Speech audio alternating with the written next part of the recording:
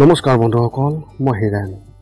আজি আপোনালোকক এই ভিডিঅ'টোৰ জৰিয়তে 2025 বৰ্ষত ধনুৰাশি ব্যক্তিসকলে কেনেধৰণৰ ফলাফল লাভ কৰিব তাৰে সম্পূৰ্ণ তথ্য আপোনালোকক এই ভিডিঅ'টোৰ জৰিয়তে আগবঢ়োৱা হৈছে। প্ৰথমে মোৰ চেনেলটো আপোনালোকে ছাবস্ক্ৰাইব কৰি ল'ব, যাতে মোৰ পিছৰ ভিডিঅ'বিলাক আপোনালোকে সহজে লাভ কৰিব পাৰে। লগতে মোৰ ভিডিঅ' যদি ভাল লাগে তেন্তে লাইক আৰু শ্বেয়াৰ কৰিব, কমেণ্ট কৰি আপোনালোকৰ মনোভাৱ প্ৰকাশ কৰিব। এতিয়া আহোঁ মূল বিষয়লৈ। এই 2025 বৰ্ষত ধনুৰাশিৰ ব্যক্তিসকলে লাভ কৰিবলগীয়া ফলাফলৰ বৰ্ণন আপোনালোকক এই ভিডিঅ'টোত সম্পূৰ্ণৰূপে উল্লেখ কৰা হৈছে। এই ভিডিঅ'টো সম্পূৰ্ণৰূপে বৈদিক জ্যোতিষৰ ওপৰত ভিত্তি কৰি নক্ষত্ৰমণ্ডল, গ্ৰহৰ চাল চলন আৰু গ্ৰহৰ ৰাশি পৰিৱৰ্তনত কেনেধৰণৰ ফলাফল লাভ কৰিব তাৰে সম্পূৰ্ণ তথ্য আপোনালোকক একাদিক্ৰমে ইয়াত আগবঢ়োৱা হৈছে, যাতে আপোনালোকে এই 2025 বৰ্ষত আপোনালোকে ইয়াৰ সাৱধানতা অৱলম্বন কৰি সঠিকভাৱে আপোনালোকে ইয়াৰ ফল লাভ কৰিব পাৰে। লগতে ইয়াৰ সাৱধানতাও আপোনালোকে যাতে ল'ব পাৰে। 2025 বৰ্ষৰ ভিতৰত আপোনাৰ জীৱনত কেতিয়া আৰু কি ধৰণৰ পৰিৱৰ্তন আহিব আৰু কি ধৰণৰ সমস্যাৰ সন্মুখীন হ'বলগীয়া হ'ব আৰু কেনেকুৱা ধৰণৰ প্ৰত্যাহ্বানৰ সন্মুখীন হ'বলগীয়া হ'ব তাৰে সম্পূৰ্ণ তথ্য আপোনালোকে জানিলাটো অত্যন্ত প্ৰয়োজন। এতিয়া আমি আগবাঢ়োঁ আপোনালোকৰ এই 2025 বৰ্ষত কেনেধৰণৰ ফলাফল লাভ কৰিব। এতিয়া আপোনালোকক অৰ্থনৈতিকৰ ক্ষেত্ৰত তথ্য আগবঢ়াবলৈ আগবাঢ়িছোঁ। ধনুৰাশি ব্যক্তিসকলে এই 2025 বৰ্ষত তেওঁলোকৰ ৰাশিফল অনুসৰি আপোনালোকৰ আৰ্থিকভাৱে ভৱিষ্যতবাণী যি কোৱা হৈছে, ইয়াত আপোনালোকে অনুকূলতাৰ প্ৰভাৱ পাব আৰু আপোনালোকৰ আৰ্থিক ব্যৱস্থা অনুকূল হৈ থাকিব। বছৰ আৰম্ভণিতে কিছু দুৰ্বল হ'ব, কাৰণ বছৰ আৰম্ভণিতে মংগল মহাৰাজে অষ্টম স্থানত থাকিব, বৃহস্পতি মহাৰাজ ষষ্ঠ স্থানত থাকিব আৰু বুধ মহাৰাজে আপোনাৰ খৰচ বৃদ্ধি কৰিব আৰু সমান হেঁচা প্ৰয়োগ কৰিব আৰ্থিক অৱস্থাৰ ওপৰত। কিন্তু মাৰ্চ মাহলৈকে শনি মহাৰাজ তৃতীয় গৃহত থাকিব আৰু শনিদেৱৰ দশম দৃষ্টি আপোনাৰ দ্বাদশ গৃহত থাকিব, যাৰ ফলত আপোনাৰ খৰচ হ্ৰাস পাব। দেৱগুৰু বৃহস্পতি মে' মাহত সপ্তম স্থানত আহিব আৰু মে'ৰ পৰা অক্টোবৰলৈকে আপুনি আপোনাৰ একাদশ ঘৰ আৰু আপোনাৰ ৰাশিৰ চিহ্নক বিশেষভাৱে প্ৰভাৱিত কৰিব, যি আপোনাৰ আৰ্থিক ক্ষমতা বৃদ্ধি কৰিব আৰু আপোনাৰ উপাৰ্জন বৃদ্ধি কৰিব। আপুনি আৰ্থিকভাৱে ধনী হ'ব, কাৰণ আপোনাৰ খৰচ কমি যাব। মংগল মহাৰাজেও বছৰৰ মাজভাগলৈকে আপোনাৰ ভাগ্যৰ ফলাফল দিবলৈ আৰম্ভ কৰিব আৰু ৰাহুৱে মে' মাহৰ পৰা তৃতীয় স্থানত আহিব আৰু কেতু নৱম স্থানত আহিব, যিয়ে যান বাহনত ধন খৰচ কৰিবলগীয়া হ'ব। কিন্তু আপোনাৰ আৰ্থিক অৱস্থা আপোনাৰ নিয়ন্ত্ৰণত থাকিব। অক্টোবৰৰ পৰা ডিচেম্বৰ মাহৰ মাজত কিছু প্ৰত্যাহ্বান আহিব পাৰে। তাৰ পিছৰ সময়খিনি ডিচেম্বৰ মাহত আৰ্থিক শক্তিও আপোনাৰ আহি যাব। এতিয়া আপোনালোকক স্বাস্থ্য সম্বন্ধীয় তথ্য আগবঢ়াইছোঁ। ধনুৰাশি ব্যক্তিসকলৰ ৰাশিফলৰ অনুসৰি এই বছৰত স্বাস্থ্যৰ দৃষ্টিকোণৰ পৰা উত্থান পতনেৰে ভৰি পৰিব। বছৰ আৰম্ভণিতে ষষ্ঠ স্থানত ৰাশিৰ অধিপতি দেৱগুৰু বৃহস্পতি বহিব। এইটো আপোনাৰ বাবে অনুকূল পৰিস্থিতি নহয়। ইয়াৰ বাহিৰেও মংগল মহাৰাজেও বছৰ আৰম্ভণিতে নিজৰ নিম্ন ৰাশিত অষ্টম স্থানত থাকিব, যাৰ ফলত যিকোনো ধৰণৰ দুৰ্ঘটনাৰ সন্মুখীন হ'বলগীয়া হ'ব পাৰে। ৰাহু আৰু কেতু ক্ৰমে চতুৰ্থ আৰু দশম স্থানত থাকিব। এই সময়বোৰ গ্ৰহৰ অৱস্থাই আপোনাৰ স্বাস্থ্যৰ বিশেষ সমস্যাৰ সৃষ্টি কৰিবলগীয়া দেখিবলৈ পোৱা যাব। গতিকে আপুনি আপোনাৰ স্বাস্থ্যজনিত সমস্যাৰ প্ৰতি সাৱধান হ'ব লাগিব, নহ'লে আপুনি পেটৰ লগত জড়িত ৰোগ, বৃহদান্তৰ সৈতে জড়িত সমস্যা, পাচন শক্তি আৰু এচিডিটিৰ সৈতে জড়িত দৰে সমস্যাৰ সৃষ্টি কৰিব পাৰে। মে' মাহত যেতিয়া ৰাশিৰ অধিপতি গ্ৰহ বৃহস্পতি মহাৰাজ সপ্তম ঘৰত আহিব আৰু সম্পূৰ্ণ সপ্তম দৃষ্টিৰে আপোনাৰ ৰাশি চিহ্নত দৃষ্টি দিব। তেতিয়া ই আপোনাৰ সকলো ৰোগ হ্ৰাস কৰিব আৰু পুৰণি সমস্যাবোৰ নোহোৱা হৈ যাব। এতিয়া আপোনালোকক কেৰিয়াৰ সম্বন্ধীয় তথ্য আগবঢ়াইছোঁ। কেৰিয়াৰ সম্বন্ধীয় ক্ষেত্ৰত ধনুৰাশি ব্যক্তিসকলৰ এই 2025 বৰ্ষৰ ৰাশিফলৰ মতে যদি আপোনাৰ কেৰিয়াৰ কথা ক'বলৈ যাওঁ, চাকৰি কৰা ব্যক্তিসকলে বছৰ আৰম্ভণিতে কিছু প্ৰত্যাহ্বানৰ সন্মুখীন হ'ব। দশম স্থানত প্ৰভু বুধ মহাৰাজ দ্বাদশ ভাৱত থাকিব, যিয়ে ক'ব পাৰি যে আপুনি কামৰ সৈতে জড়িত হৈ বহুত দৌৰিবলগীয়া হ'ব পাৰে। আৰু কেতু মহাৰাজ দশম গৃহত থকাৰ বাবে বিশেষকৈ আপুনি আপোনাৰ কামত অলপ কম অনুভৱ কৰিব, যিয়ে তাত কামৰ অশান্তিৰ সম্ভাৱনা সৃষ্টি কৰিব। আপুনি আপোনাৰ কামত সম্পূৰ্ণ গুৰুত্ব দিব লাগিব।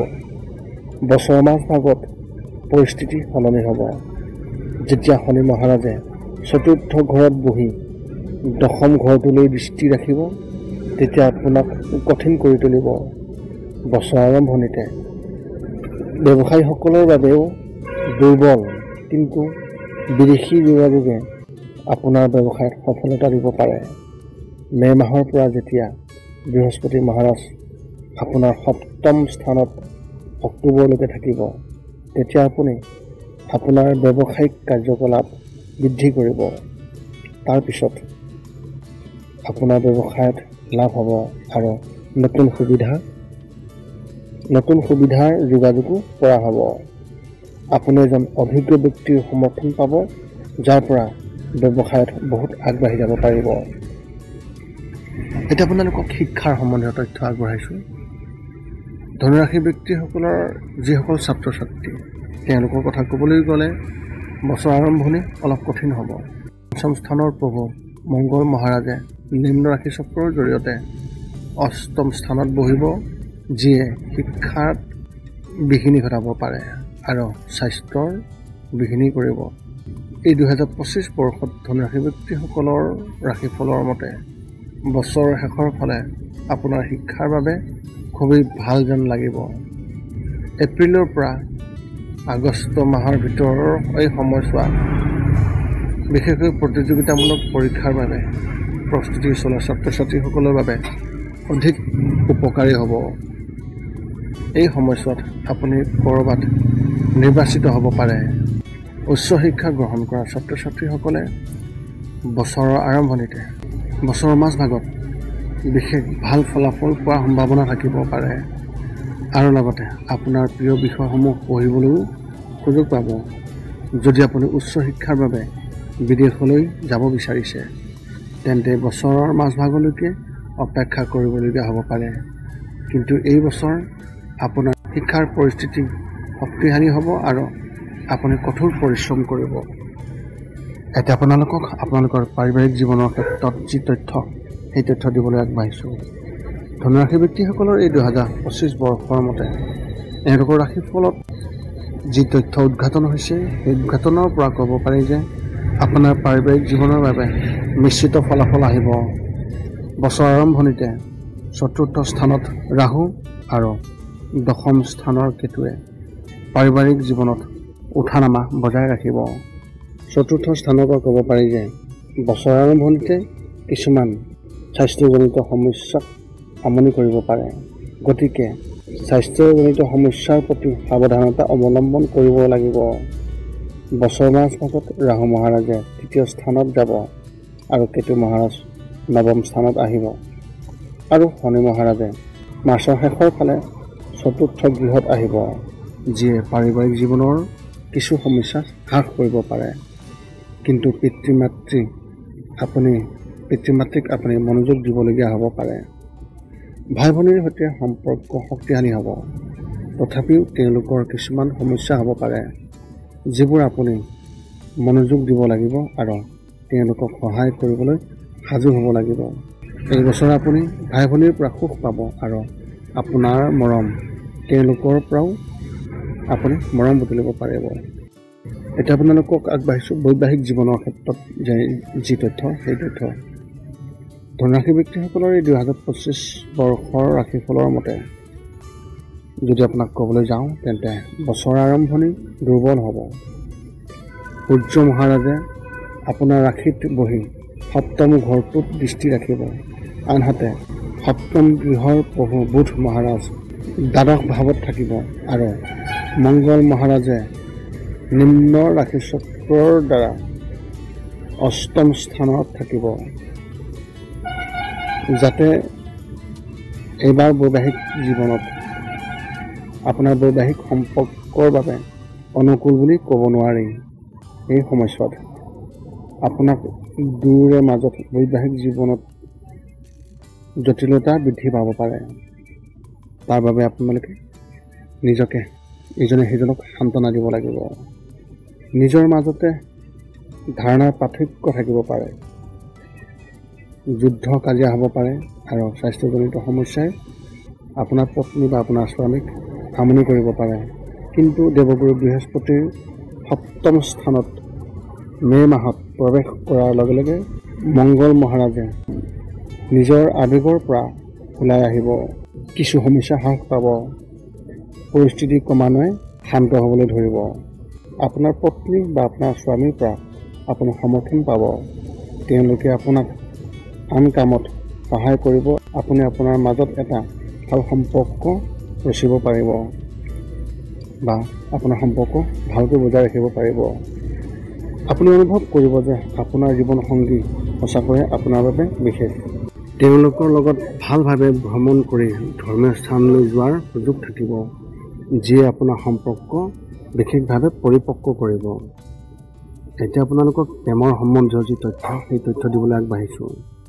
ধনুৰাশি ব্যক্তিসকলৰ এই 2025 বৰ্ষৰ এওঁলোকৰ ৰাশিচক্ৰ অনুসৰি এই বছৰ আৰম্ভণিতে আপোনাৰ প্ৰেমৰ বাবে অতি দুৰ্বল হোৱাৰ সম্ভাৱনা আছে। পঞ্চম স্থানৰ প্ৰভু মংগল মহাৰাজ বছৰ আৰম্ভণিতে নিজৰ নিম্ন ৰাশিত অষ্টম স্থানত থাকিব আৰু শনি মহাৰাজৰ পঞ্চম স্থানত তৃতীয় দৰ্শন থাকিব, যিটো কোনো অৰ্থতে অনুকূল হ'ব নোৱাৰে। এই সময় আপোনাৰ সম্পৰ্ক চম্ভালিবলৈ অতি কষ্টকৰ হ'ব, অৰ্থাৎ কঠিন হ'ব। কাৰণ এই সময়ত যদি আপুনি আপোনাৰ সম্পৰ্ক চম্ভালিব নোৱাৰে তেন্তে সম্পৰ্কটো ভাগি যাব পাৰে।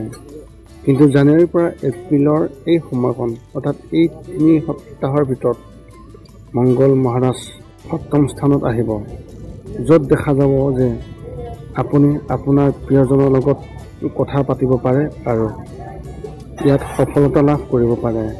ইয়াৰ পিছত এপ্ৰিলৰ পৰা জুন মাহৰ সকলো মাজৰ সময়কণ কঠিন হোৱাৰ সম্ভাৱনা আছে। কিন্তু এই পৰিস্থিতি সলনি হ'ব আৰু আপুনি আপোনাৰ সম্পৰ্কত ভাল মুহূৰ্ত অনুভৱ কৰিব। তেতিয়ালৈকে আপুনি সাৱধান হ'ব লাগিব আৰু আপোনাৰ সম্পৰ্ক বজাই ৰাখিবলৈ সকলো প্ৰকাৰে চেষ্টা চলাব লাগিব। এতিয়া আপোনালোকক এই 2025 বৰ্ষত আপোনালোকে কেনেধৰণৰ প্ৰতিকাৰ অৱলম্বন কৰিব লাগিব তাই তথ্য আগবঢ়াইছোঁ। সৰ্বপ্ৰথমে বৃহস্পতিবাৰে কপালত হালধি বা কেশৰৰ তিলক প্ৰয়োগ কৰিব লাগিব। 2 নম্বৰতে দেওবাৰে তামৰ পদুমত হালধীয়া চাউল মিহলাই সূৰ্য দেৱতাৰ ওচৰত অৰ্পণ কৰিব লাগিব। 3 নম্বৰত মঙলবাৰে শ্ৰী হনুমান চালিচা পাঠ কৰিব লাগিব। আৰু চতুৰ্থতে প্ৰতিদিনে পাৰিলে প্ৰভু হৰি বিষ্ণুক বিশেষভাৱে পূজা কৰাটো আপোনাৰ বাবে অতি উপযোগী হ'ব। এই আছিল এই 2025 বৰ্ষত ধনুৰাশি ব্যক্তিসকলে কেনেধৰণৰ প্ৰতিকাৰ অৱলম্বন কৰিব লাগিব আৰু এওঁলোকৰ সম্পূৰ্ণ ৰাশিফলৰ বৰ্ণন। আপোনালোকে মোৰ চেনেলটোত সম্পৰ্ক বজাই ৰাখিবলৈ মোৰ চেনেলটো ছাবস্ক্ৰাইব কৰি ৰাখিব, যাতে মোৰ পিছৰ তথ্যবোৰ আপোনালোকে ভালদৰে লাভ কৰিব পাৰে। পুনৰ লগ পাম অন্য এটা ভিডিঅ'ত। আজিলৈ ধন্যবাদ।